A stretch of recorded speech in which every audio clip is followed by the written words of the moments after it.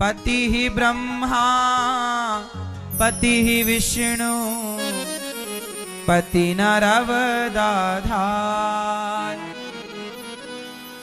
जिस नारी ने पति को पाया उसकी नैया पार। सोना पति बिना संसार। एक पति व्रत रहे जगत में सब व्रत है बेकार। बिन पति व्रत के नारी का तो जीवन है बेकार। सोना पति बिना संसार। नारी का व्रत कौन सा होता है? नारी का व्रत कौन सा होता है? कौन सा? एक ही व्रत एक ही धर्म एक व्रत ने मां काय वचन मम पति पद प्रेमा। पति की सेवा। नारी का व्रत कौन सा है? पातिव्रत। पति की सेवा ही नारी का व्रत है। इसलिए नारी को चाहिए कि पति की सेवा।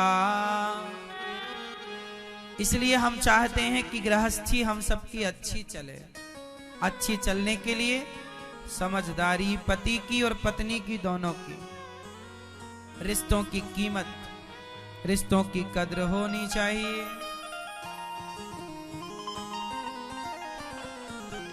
आजकल जब तक रिश्ते होते हैं ना उनकी कोई कदर नहीं करता और मर जाने के बाद लोग आंसू बहाते हैं। इसलिए भक्तों स्वर्गा से आयो है संदेश बुलावो आग्यो राम को। इसलिए हम आपसे कहते हैं कि बुलावा राम का आएगा उसके पहले सब ठीक कर लो। माता पिता से अच्छे से बात करो, अच्छे से सेवा करो। जीते जी अपने माँ बाप को भागवत सुनाओ। जीते जी माँ बाप को खुश रखो। मर जाने के बाद रो लेना कोई बहुत बड़ा काम नहीं है। अर्थी पर आंसू बहाना, मरे के पास रोना बहुत बड़ी बात नहीं है। जीते जी सपोर्ट करो। नवरात्रि चालू हो गई है। अभी 12 अप्रैल से यहाँ भागवत जी के पोथी पाठ बैठेंगे। इसी नवरात्रि के दौरान नवरात्रि में किया गया कोई भी शुभ कार्य कई गुना अनंत गुना फलदायी होता है। आप भी अपने पूर्वजों के लिए, अपनी माता, अपने पिता, स्वर्गीय माता, स्वर्गीय पिता, उनके लिए भागवत का पाठ करा सकते हैं। चैत्र का महीना, पावन महीना, रामनवमी भी आ रही है।